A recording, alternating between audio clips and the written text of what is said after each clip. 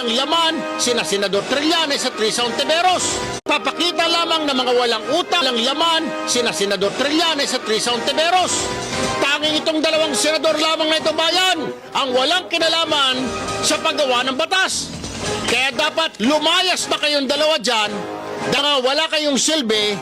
Ang alam nyo lang gawin, mira ng tumira at maging source ng fake news. Mga demonyo kayo. Kaya sa susunod na halalan, iboto po ninyo yung may mga utak at mga matatalinong mga mambabatas para hindi matulad dito sa dalawang itong mga ugok na walang kinalaman. Paulit-ulit ng sinasabi na ito ang batas. Pero itong dalawang ito, pinagpipilitan yung kanilang opinyon na opinyon ng ipis nung ikaw ay board of director ng PhilHealth. Umabot sa 1,760,000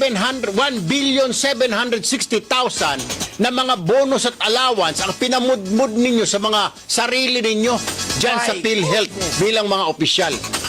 Ipaliwanag mo nga, May approval ba ng palasyo yon?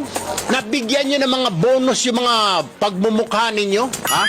1,760,000?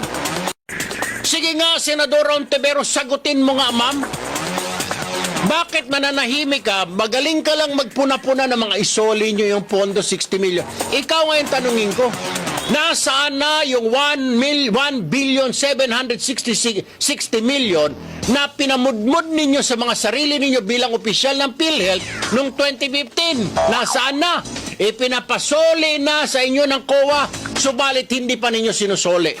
Wala namang kinalaman itong dalawa na ito. Hindi ito miyembro ng Blue Ribbon. Hindi sila miyembro. Kala, mga asungot yung mga demonyo. Noon versus ngayon, OFW Edition.